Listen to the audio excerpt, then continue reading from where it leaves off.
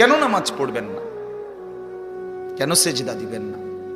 আল্লাহকে বাদ দিবেন কেন? আল্লাহকে বাদ দিলে থাকেটা কি?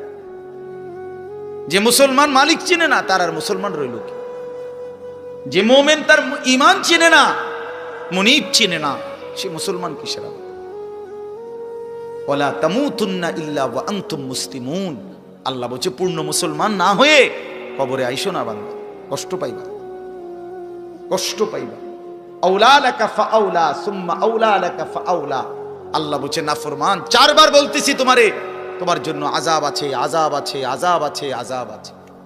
তাফসীরের মধ্যে লিখছে একবার জান কবজের সময়, একবার কবরে, একবার হাসরের মাঠে, একবার জাহান্নাম, চারবার তুমি কষ্ট পাইবা।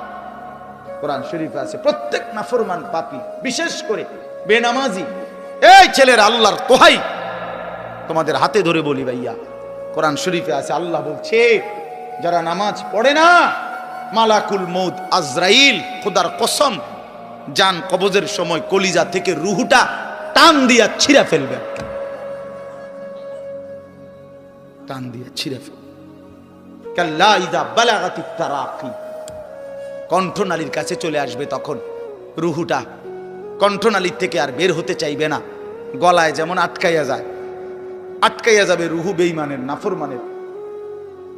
তো ফেরেশতা আল্লাহর নবী বলেন মালাকুল মউত আজরাইল টাইনা হেসরাইয়া ছিঁড়া ছিন্ন ভিন্ন করে রুহুটা বেনে বের করবে। কেন এমন করলো? এমন নির্মম মৃত্যু হলো কেন? এমন ভয়ানক মর্মান্তিক মৃত্যু কেন হলো? কোরআন শরীফে আল্লাহ সরাসরি বলছে ফালা সাদ্দাকা ওয়ালা সাল্লা, কারণ হলো সে আমি আল্লাহকে বিশ্বাস করে নাই, ওয়ালা সাল্লা এবং কি করে নাই, এবং কি করে নাই, সরাসরি কোরআন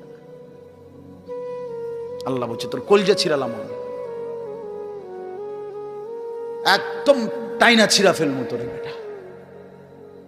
হ্যাঁ সালাক মনে করছে না, মাতবর,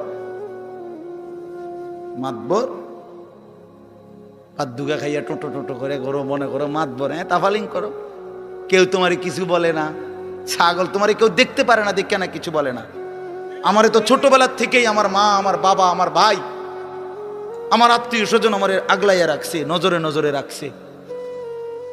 তোমারে কেউ দেখতে পারে না, তোমার উপরে যে খোদার গজব, এই জন্য তোমার মা ডাকে না, বাপে ডাকে না, গ্রামের কেউ ডাকে না। এটা তো দুর্ভাগ্য বেটা, যে কিরে আমি একটা মানুষ, আমারে কেউ কদ্দুর কিছু বাধা দেয় না, আমি দিন রাত অস্থির